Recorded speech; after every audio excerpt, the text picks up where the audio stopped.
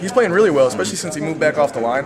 I think Craig has really developed a spot back there and has gotten real comfortable playing without his hand in the ground, which would be hard for me. I don't know how he's doing it, but it seems like he's doing his reads real well and he's coming up and playing the run real well. So I think he's going to be just fine come fall if he keeps working. A couple surprises maybe on the defense, things that stood out to you? I think Cam Gordon's played amazing for a receiver coming over. I think Mark Moondrow's played amazing for a fullback coming over, and I think both those are going to continue to progress.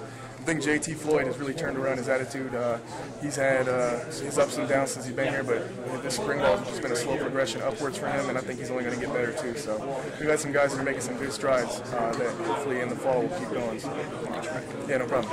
How do you feel about having guys? I mean, Craig had his hand on the ground a lot. Obi had his hand on the ground a lot last year. I mean, now you got those guys kind of backing you up, blitzing a little bit more. What's that like for you as a D lineman? Well, for me, I'm comfortable with it because I don't have to see it. They have to work off me when they're behind me, but I think they're doing a great job. I mean, we stopped the run pretty well all spring ball. We're going to keep working on that because that's a big goal for us to stop the run. We gave up way too many yards, and I think with Craig getting the mix of playing on the playing with the hand in the ground and playing in the backfield, I think he's going to be doing really good things back there. He just keeps progressing. As of right now, you don't have that quote-unquote superstar kind of guy like a Brandon Graham that's going to immediately demand a double team. What does that do for you guys as a defensive line? I mean, knowing that you're just going to have to go straight up and try and beat the offense, without, I guess, them having to account for just one of you. I think that's fantastic, actually. I mean, if they don't have to account for Brandon, that means that everything's going to be balanced, and we'll be able to see things that they won't adjust just for our game, for Brandon. We'll be able to see things on film that they did in previous games that we'll be able to watch and say, yeah, they're going to do that this game because we don't have a guy like Brandon to occupy two blockers. So. Can you talk about some of the adjustments made in spring ball? I mean, a lot of people, when they heard about they were working on a new defense, they kind of freaked out a little bit and thought they were monumental changes. Really not the case, but I mean, in your mind, what are some of the things you've worked on?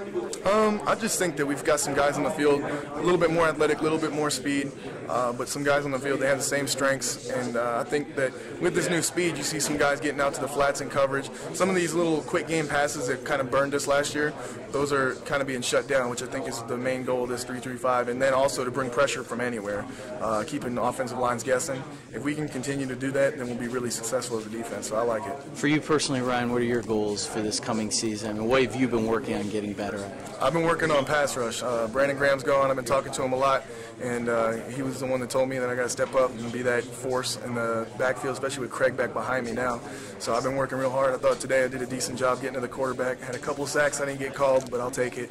And I think if I can continue to work in the fall, I might be able to step up a little bit. Not as good as Brandon, but I'll be causing a little bit of chaos. How's your cardio after chasing some of those quarterbacks around? I mean, they like to get out and move. I feel like it's a conditioning drill without a stopwatch.